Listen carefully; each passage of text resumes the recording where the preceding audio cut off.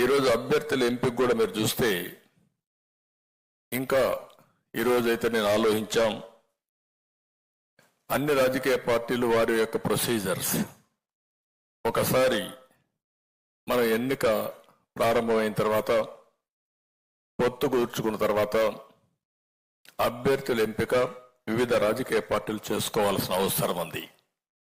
ఈరోజు జనసేన కానీ బీజేపీ కానీ తెలుగుదేశం కానీ ఈరోజు మనం మన అభ్యర్థుల్ని ఎంపిక చేశాం. వాళ్ళు కూడా ఎంపిక చేస్తున్నారు. ఎంపిక చేసేట్టు అందరం కూర్చోవాలనుకున్నాం. వాళ్ళు ఇంకా చేస్తున్నారు కాబట్టి ఇదే విధంగా వాళ్ళు కూడా మీటింగ్లు పెట్టుకొని సమర్థవంతంగా ధీటుగా ఎదుర్కోవాలంటే ఈసారి ప్రతి ఒక్కరు కూడా అప్రమత్తంగా ఉండాల్సిన అవసరం ఉంది. ఈ రాష్ట్రంలో రాజకీయాలు ట్రెడిషనల్గా ఉంటే ప్రజాస్వామ్యయుతంగా ఉంటే మనం మామూలుగా రాజకీయాలు చేసేవాళ్ళం. ఈరోజు ఒక పక్క చూస్తే రౌడీయిజం, అధికార దుర్వినియోగం ఒకటి కాదు, ఎన్ని రావాలనో అవలక్షణాలు అన్నీ వచ్చాయి. అలాంటప్పుడు అందరూ క్యాండిడేట్లు కూడా చాలా అప్రమత్తంగా ఉంటే తప్ప మనం ఏమాత్రం కూడా ముందుకు పోయే పరిస్థితి ఉండదు. ఈ విషయం మీరు గుర్తుపెట్టుకోవాలి. మునిపై సత్యనారాయణ గారు మాట్లాడినప్పుడు చెప్పారు, మనోహర్ గారు కూడా చెప్పారు. 3 రాజకీయ పార్టీలు ఉన్నప్పుడు 3 రాజకీయ పార్టీలు ఒక్క పార్టీ కేంద్రంలో అధికారంలో ఉన్నాం. ఇప్పుడే కాకుండా గతంలో కూడా మన వాళ్ళతో కలిసి ఇప్పుడే మొదటి నుంచి కూడా బీజేపీతో కలిసి తెలుగుదేశం పార్టీ ఎన్డీఏలో ఉన్నాం. అదే సమయంలో రాష్ట్ర ప్రయోజనాల కోసం ఈ రాష్ట్రంలో ఈసారి గెలవకపోతే రాష్ట్రం తీవ్రంగా నష్టపోతుందనే ఏకైక అభిప్రాయంతో మొదటి నుంచి కూడా ఓటు డివైడ్ కాకుండా మేమందరం సహకరిస్తామని ముందుకొచ్చి పవన్ కళ్యాణ్ గారు అందరికంటే ముందు చెప్పిన వ్యక్తి, ఒక పద్ధతి ప్రకారం రాజకీయం చేసిన వ్యక్తి. అక్కడి నుంచి ప్రతి ఒక్కరు కూడా ఆలోచించిన తర్వాత లాభ నష్టాలు బేరీ చేసుకోవడం కాకుండా రాజకీయ పార్టీలు ఉన్నప్పుడు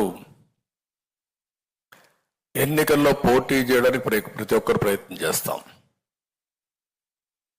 నేనైతే ఇప్పటికీ 9 ఎలక్షన్లు 78 నేను పోటీ చేశాను.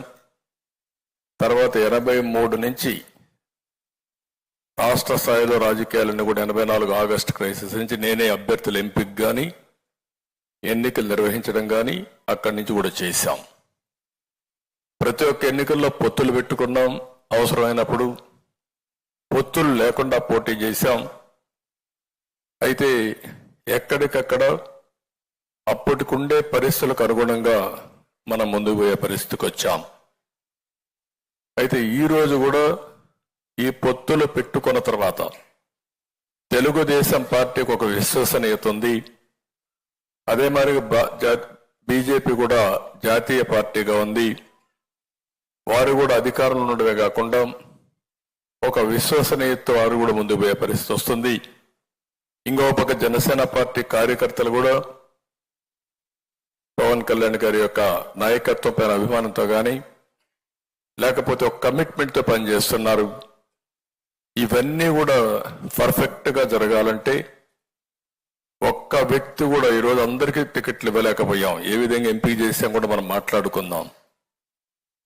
వివిధ రాజకీయ పార్టీల్లో కొంతమంది ఆస్పిరెంట్స్ ఉన్నారు.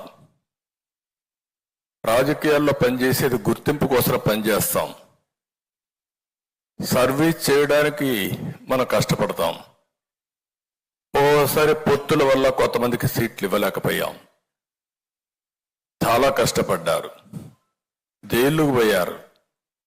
మన పార్టీలో పోరాడారు, జనసేనలో పోరాడారు, త్యాగాలు చేశారు. బీజేపీలో కూడా ఆస్పిరెంట్స్ ఉన్నారు, వారికి కూడా ఇబ్బందులు.